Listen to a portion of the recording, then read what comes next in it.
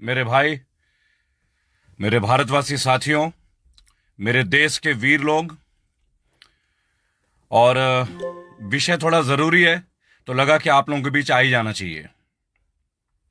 भाई और बहनों, 5 अगस्त 2020 एक बहुत उम्मीदों भरा दिन, बहुत लाखों करोड़ों लोगों का आस्था का दिन, लेकिन साथ में कोरोना काल शायद नहीं भूलना चाहिए हम लोगों को।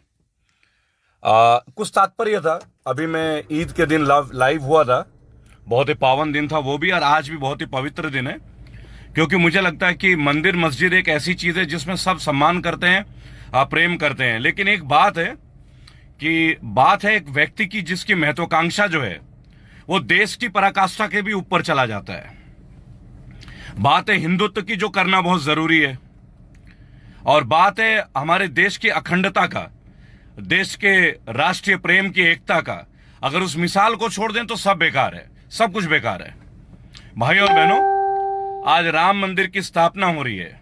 मैं कल अखबार में पढ़ रहा था, 12:30 बजे हमारे माननीय प्रधानमंत्री मोदी जी, हमारे मुख्यमंत्री योगी आदित्यनाथ जी सब सम्मिलित होंगे।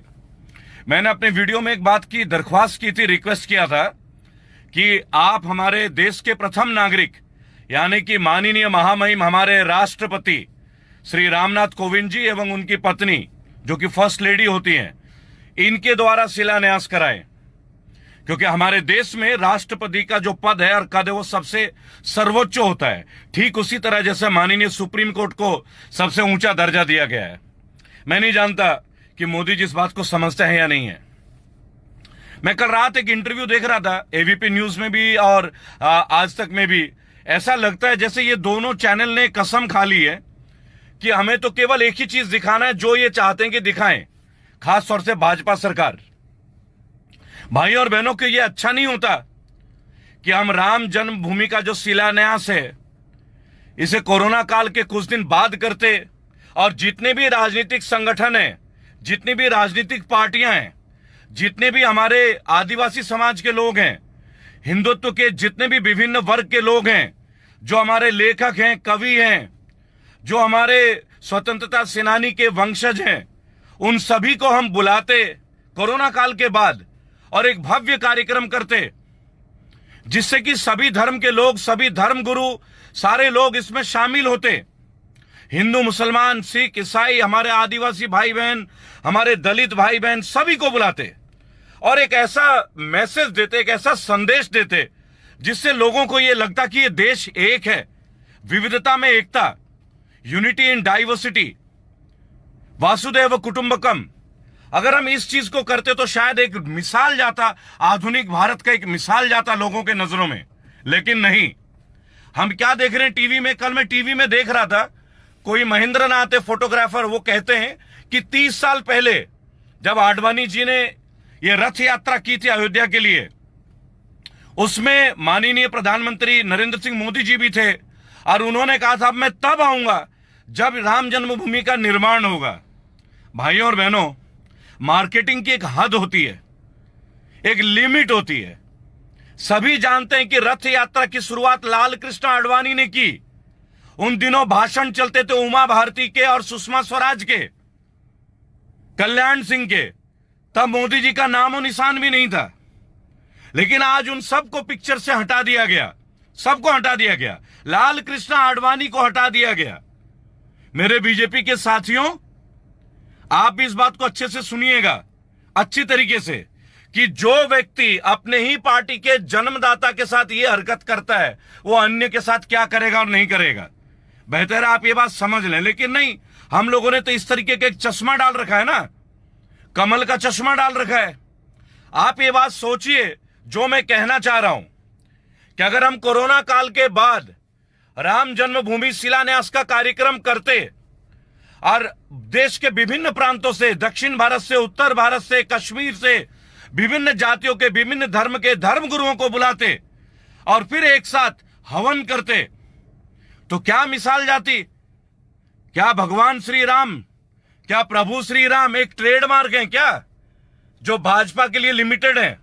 मैंने कल उमा भारती जी का एक भाषण सुना, मुझे बहुत अच्छा लगा। उमा भारती जी, देर से ही सही, आपको पता तो चल गया ना, उमा भारती जी ने बोला कि भगवान श्री राम किसी के बपौती नहीं है। अच्छी तरह से भाजपा वाले भी आज समझ लें कि जो लोग भाजपा को वोट नहीं देते या पसंद नहीं करते, क्या वो भगवान श्री राम को मानते नहीं है?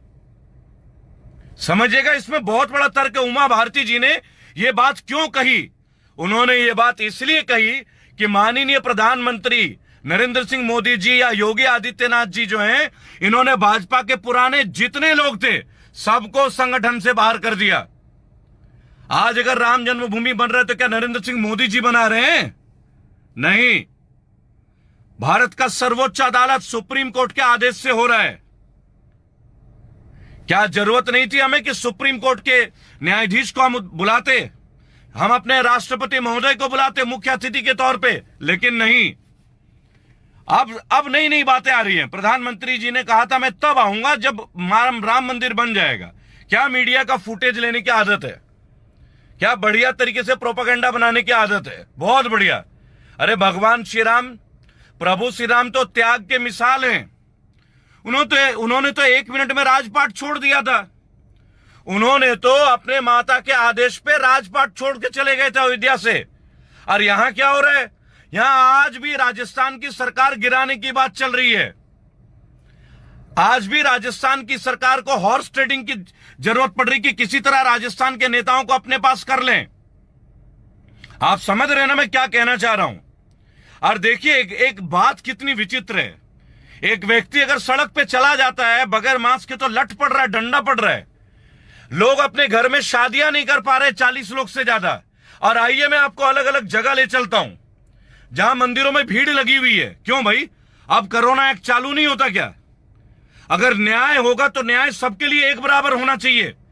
मैं हिंदुत्व में यकीन करता हूं, प्रभु राम में यकीन करता हूं, और मेरा धर्म यह सिखलाता है कि मैं मानव धर्म से प्रेम करूं। लेकिन मुझे मेरा धर्म बीजेपी वालों से नहीं सीखना। और कोई भी सच्चा हिंदुत्व का ज्ञान कोई पार्टी से ना सीखे। अब ये पार्टी लोग हमें सिखाएंगे क्या? बहुत बढ़िया, बहुत बढ़िया। भाइयों और बहनों, मैं आज आपसे एक बात पूछता हूं। आज 5 अगस्त हमारा देश एक बहुत ही कष्टदायक स्थिति से गुजर रहा है, एक बहुत ही परेशानी के दौर से गुजर रहा है। बराबर, भगवान श्री राम ने तो शैतानों का नाश किया था, अपनों के लिए अपना राजपाट की कुर्बानी दे दी थी। आज हमारे देश में एक विचित्र माहौल बन गया है। जहां भी बीजेपी नहीं है, हर तरफ बीजेपी का कब्जा चल रहा है। हम कहते हैं कि चीन हम पे कब्जा कर रहा है, बिल्कुल गलत है। चाइना को फुर्सत नहीं हमें कब्जा करने की। उसके देश में लोग नहीं है क्या? उसके देश की परेशानियां नहीं है क्या? वो तो डेवलपमेंट के लिए आगे बढ़ रहे हैं। कहीं सड़कें बना रहे हैं, कहीं बंदरगाह बना रहे हैं चाइनीज गवर्नमेंट, चाहे मालदीव्स में जाके, चाहे टर्की में जाके, चाहे रशिया में जाके। वो तो अपने देश की जीडीपी को लगातार बढ़ाते हुए जा रहे हैं। और हम क्या कर रहे हैं?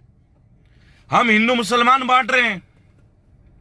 हम बीजेपी की सरकार के चक्कर में दूसरे राज्य सरकारों को पलट रहे हैं। लेकिन हमारी जो ये जनता है, जो लोग मुझे सुन भी रहे हैं, अरे भाई आंखें तो खोल लीजिए। इसमें धर्म का कोई चश्मा नहीं है, जाति का कोई चश्मा नहीं है। ये तो देश के प्रति हमारी भावना को देखी जाएगी कि हम देश को क्या दे रहे हैं। एक बात बताइए, जब भाजपा नहीं थी तो क्या देश नहीं था? जब कांग्रेस नहीं थी तो क्या देश नहीं था? और मैं तो एक बात बोलूंगा इन कांग्रेस के निकम्मी नेताओं के बारे में। राहुल गांधी जी, आपको तो शर्म आनी चाहिए।